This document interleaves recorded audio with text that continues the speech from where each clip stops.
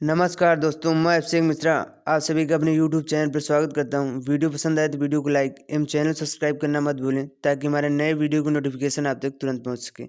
आज मैं आपको अरिहंत रीजनिंग बुक का सोल्यूशन दूंगा, तो चलिए वीडियो को शुरू करते हैं। आज हम कैलेंडर चैप्टर के बेसिक कंसेप्ट को क्लियर करेंगे, तो चलिए देखते हैं इसको। इसमें है सामान्य एवं सौर वर्ष। तो सामान्य एवं सौर वर्ष क्या होता है, इसमें देखते हैं। सामान्य वर्ष जो है जिसमें 365 दिन होता है उसको सामान्य वर्ष कहते हैं। और इसमें दिया गया है कि एक सौर वर्ष में 365 दिन होते हैं, 5 घंटा 48 मिनट और 47.5 मिनट। इसे याद रहेगा तो इम्पोर्टेंट चीज़ें इसे याद रहना चाहिए कि एक सौर वर्ष में 365 दिन, 5 घंटा 48 मिनट और 47.5 सेकेंड होता है। और सामान्य वर्ष जिसमें जो है 365 दिन होते हैं उसे सामान्य वर्ष कहते हैं। आगे बढ़ते हैं। लीप वर्ष। लीप वर्ष या अधिवर्ष क्या होता है। साधारण वर्ष में 365 दिन होते हैं और लीप वर्ष में 366 दिन, अर्थात एक साधारण वर्ष में कुल 52 सप्ताह और 1 दिन होते हैं तथा एक लीप वर्ष में 52 सप्ताह और 2 अतिरिक्त दिन होते हैं।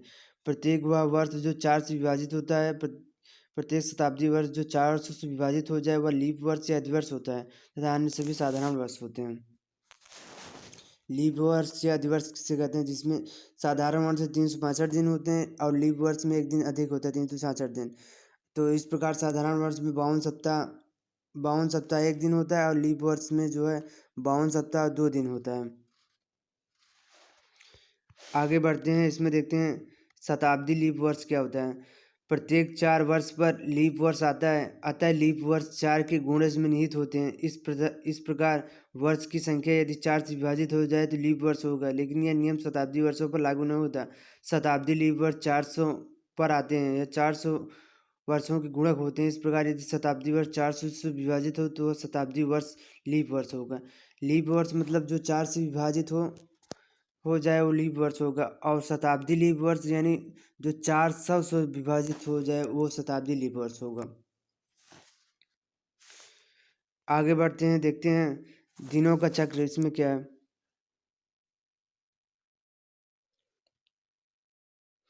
किसी भी सप्ताह के 7वें भाग को दिन कहते हैं। एक सप्ताह में 7 दिन होते हैं, सोमवार, मंगलवार, बुधवार, बृहस्पतिवार, शुक्रवार, शनिवार, रविवार। 7 दिनों में सप्ताह का एक चक्र पूरा हो जाता है। इसके बाद पुनः आवर्तित होने लगते हैं।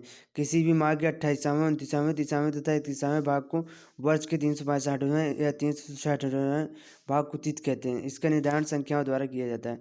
इसमें है मतलब सप्ताह में 7, इसमें ये है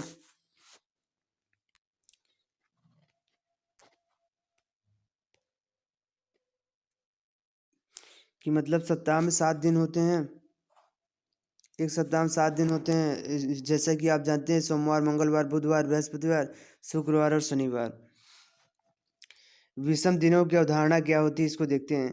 दिनों के इस पूर्ण साप्ताहिक चक्र के बाद बचे अतिरिक्त दिनों को विषम दिन कहते हैं। यदि आरंभ सोमवार से किया जाए तो 8 दिनों की समयावधि में एक पूर्ण सप्ताह तथा एक अतिरिक्त दिन अथवा एक विषम दिन प्राप्त होगा। तो जैसे कि इसमें विषम दिनों की अवधारणा देखते हैं। विषम दिनों की अवधारणा में हम तो 7 से भाग देते हैं। जैसे 14 दिन में विषम दिन 14 बाई 7 हो जाएगा, इसमें 2 आएगा, तो इसमें जीरो से इसमें शेष जो बचता है वही विषम दिन होता है। तो 7 में 14 से भाग देने जो जीरो शेष बचेगा मतलब जीरो विषम दिन होगा। 20 दिन में विषम दिन मतलब 20/7, 7 से 20 में भाग देंगे जो है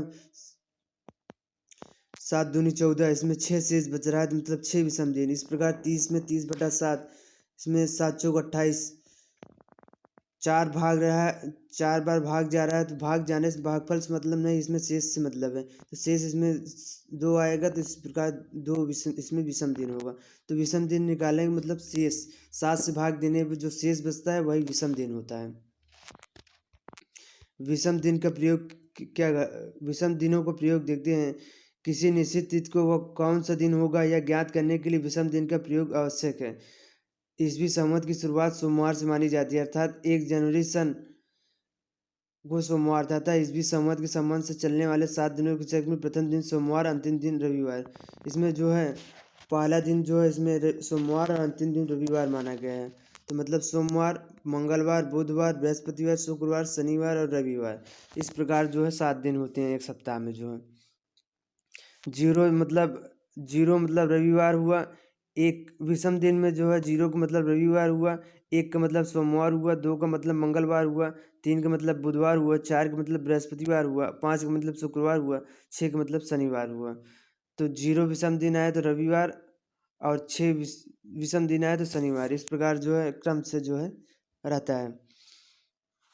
अब आइए देखते हैं विषम दिन ज्ञात करने की विधि। संचित विधि से दिन ज्ञात करने के लिए निम्न तालिका में दिए गए कोड को ध्यान में रखें। माह, जैसे माह और कोड।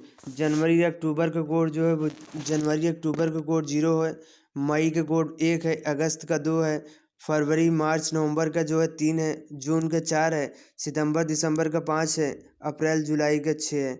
इसको याद करके जो है हम आगे डेट जो निकाला जाता है उससे उसमें इसको मदद पड़ेगी, तो इसको आप याद रख लीजिएगा। अधिवर्ष में जनवरी माह का कोड 6 और फरवरी माह का कोड 2 होगा। अन्य सभी माह का कोड यथावत रहेगा। इसमें नोट में है कि अधिवर्ष में जनवरी का कोड जो है 6 और फरवरी माह के कोड 2 होगा। अन्य सभी माह में कोड यथावत रहेगा। आगे बढ़ते हैं, आगे देखते हैं। चरण ए में कि सबसे पहले सन में केवल दहाई संख्या लिए गए। सन में इसमें दहाई लिया गया। 1800 में 10 लिया गया है, 1801 में 11 लिया गया है, और इस 1800 में 10 लिया गया है, 1800 में 11, 1802 में 12, इस तरह जो है लिया गया है। आगे देखते हैं। वर्ष 1999 तक के वर्षों के लिए दहाई की संख्या लें तथा वर्ष 2000 इसमें के वर्षों के लिए सैकड़े संख्या लें। 2000 में 100 लिया गया है, 2003 में 103 लिया गया है, 2006 में 106 लिया गया है, 2009 में 109, इसी तरह हम लेंगे इसको। इसमें चरण भी दिया गया। दहाई या सैकड़ा में 4 से भाग देकर बिना दशमलव ज्ञात करें। महीने का कोड लिखें। दहाई या सैकड़ा 4 से भाग दे, महीने का कोड लिखें, तारीख को लें। पांचवा चरण है कि जो है इसमें सबको जोड़ दें और शेषफल को ज्ञात करें। कोड के द्वारा ज्ञात कर लेंगे।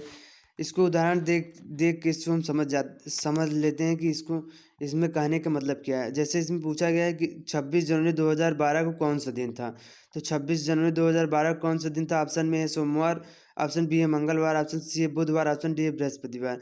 इसमें जो है ऑप्शन डी बृहस्पतिवार सही हो जाएगा। इसे हम एक्सप्लेन कर रहे हैं कि 26 जनवरी 2012 को सैकड़ा की संख्या 2012 में कितने सैकड़ा होंगे, तो लास्ट से जो है 3 अंक देखा जाएगा तो मतलब 12, 112 होंगे। तो सैकड़ा 112, तो 4 में 112 से भाग दे देंगे तो 28 बार भागफल चला जाएगा, शेष 0 बचेगा। अब आगे बढ़ते हैं, आगे देखते हैं। जनवरी माह का कोड जो है 6 होता है, क्योंकि 2012 जो है अधिवर्ष है, मतलब ये अधिवर्ष है, तो इसमें 6 कोड होगा। तारीख 26 जनवरी को मुझे ज्ञात करना है, तो कुल मिला के जो है इसको होगा 122 प्लस जो है 28 प्लस 6 प्लस 26 हो जाएगा। इस प्रकार जो है 122 और 28 और 6 प्लस 26 172 आएगा। 172 में जब हम 7 से भाग दे देंगे तो 4 शेषफल आएगा। तो 4 शेषफल आएगा, मतलब अभी हम याद कराए थे कि 4 शेषफल का मतलब जो है बृहस्पतिवार होता है। तो इस प्रकार 26 जनवरी 2012 को जो है बृहस्पतिवार होगा। इसको हम इस तरह ज्ञात करते हैं। अब आइए आगे देखते हैं। कैलेंडर से संबंधित जो महत्वपूर्ण तथ्य हैं इसको याद रख लेना काफ़ी महत्वपूर्ण होता है कि एक सामान्य वर्ष में जो है 365 दिन या 52 सप्ताह एक दिन होते हैं। एक सामान्य वर्ष में एक विषम दिन होता है। एक लीप वर्ष में 366 दिन होता है, मतलब 2 विषम दिन होता है। 100 वर्ष में इसको याद रख लीजिएगा कि 100 वर्ष में कितने विषम दिन होते हैं? 5 विषम दिन। 200 वर्षों में 3 विषम दिन। 300 वर्षों में 1 विषम दिन। 400 और आगे बढ़ते हैं। 400 वर्षों में जो है 0 विषम दिन होते हैं। और 31 दिनों वाले महीनों में विषम दिन 31/7। तो इसमें जो है 3 शेषफल बच रहा है, मतलब 31 दिन होंगे, 3 विषम दिन होंगे। 29 दिन होंगे तो 30 दिन होंगे तो 2, 29 दिन होंगे तो 1। इस प्रकार विषम दिन होंगे। काफ़ी महत्वपूर्ण है। किसी शताब्दी का जो अंतिम दिन है मंगलवार, बृहस्पतिवार या शनिवार नहीं हो सकता। मतलब मंगलवार, बृहस्पतिवार या शनिवार नहीं हो सकता। TTS से इसको हम याद रख सकते हैं कि किसी शताब्दी का जो अंतिम वर्ष है TTS, मतलब ट्यूसडे, थर्सडे और सैटरडे, मतलब मंगलवार, बृहस्पतिवार और शनिवार नहीं हो सकता। और जबकि जो है MWF मतलब मंडे, वेडनेसडे, फ्राइडे, बुधवार, शुक्रवार या रविवार हो सकता है। बृहस्पतिवार, मंगलवार या शनिवार नहीं हो सकता। इसमें इससे प्रश्न पूछा जाता है, इसको याद रखना काफ़ी महत्वपूर्ण है। किसी शताब्दी का प्रथम वर्ष जो है सोमवार, मंगलवार, बृहस्पतिवार या शनिवार हो सकता है। और इसमें ये है कि यदि वर्ष 2011 में 1 जनवरी को शनिवार हो तो 2012 में जो है एक दिन, 2011 में 1 जनवरी शनिवार है, 2012 में एक दिन बढ़ जाएगा, मतलब रविवार हो जाएगा। 1 जनवरी 2012 को रविवार हो जाएगा। जबकि लीप वर्ष में 2 वर्ष बढ़ जाते हैं। अगर 1 जनवरी 2012 को रविवार है तो 1 जनवरी 2013 को जो है 2012 लीप वर्ष है, तो 2013 मतलब 1 साल बाद जस्ट जो है वो मंगलवार हो जाएगा। इसमें 2 जुड़ जाएगा, रविवार प्लस 2 हो जाएगा तो मंगलवार हो जाएगा। सामान्य वर्ष में जो है सामान्य वर्ष का अंतिम दिन वही होता है जो उसका पहला दिन होता है। अर्थात अगर 1 जनवरी को बृहस्पतिवार है तो 31 दिसंबर को भी बृहस्पतिवार होगा और अगले वर्ष की 1 जनवरी को शुक्रवार होगा। यदि लीप वर्ष को 1 जनवरी बृहस्पतिवार है तो उस 31 दिसंबर को शुक्रवार होगा, मतलब 1 जनवरी को शनिवार होगा।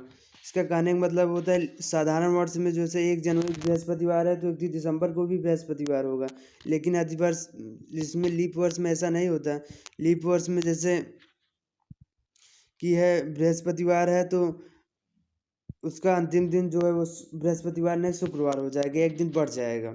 और जो सामान्य वर्ष होगा उसमें फर्स्ट और लास्ट दिन मतलब सेम रहता है। और लीप वर्ष में जो है फर्स्ट और लास्ट डे से जो है एक दिन बढ़ जाता है।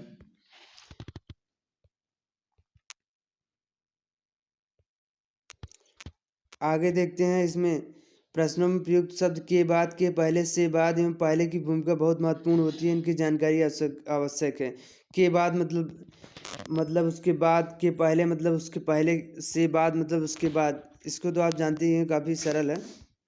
आगे बढ़ते हैं, देखते हैं कि दिन ज्ञात करने के लिए प्रश्नों को मुख्यतः निम्न 2 प्रकारों में व्यक्त किया जाता है। इसमें प्रकार 1 है कि दिन ज्ञात करने पर आधारित प्रश्न। इस प्रकार के प्रश्नों में सामान्यतः कोई एक दिन दिया गया होता है, उस दिन के आधार पर प्रश्न में पूछे गए विशेष दिन को ज्ञात करना रहता है। तो इसमें जो है एक दिन दिया रहता है तो उसके आधार पर किसी विशेष दिन को ज्ञात करना रहता है। इसको देखते हैं। यदि किसी महीने का 10वां दिन शनिवार है तो 27वां दिन क्या होगा? 10वां दिन शनिवार है तो 7 दिन बाद वही दिन आता है। 10वां अगर शनिवार है तो 10 7 17 को भी शनिवार होगा। 17 में 7 जोड़ देंगे, 24 को भी शनिवार होगा।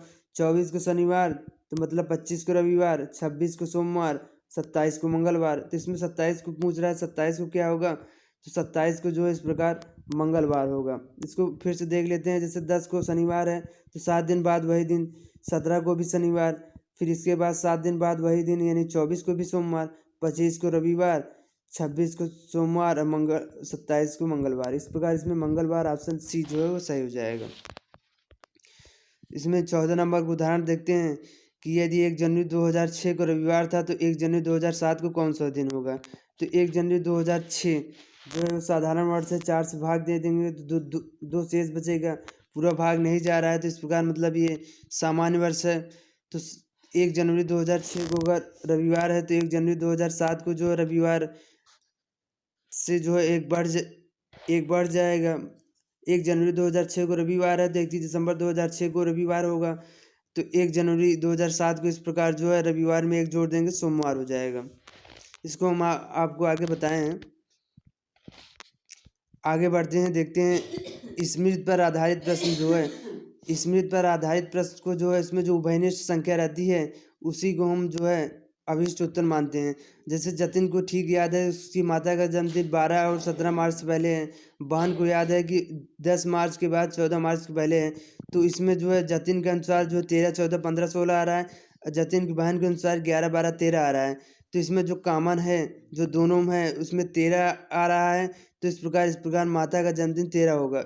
यही हम आपको बताए थे कि इसमें जो उभयनिष्ठ होता है जो दोनों में रहता है उस वही विकल्प सही हो जाता है। तो इसमें दोनों में 13 है, तो इस प्रकार माता का जन्मदिन इस प्रकार 13 हो जाएगा।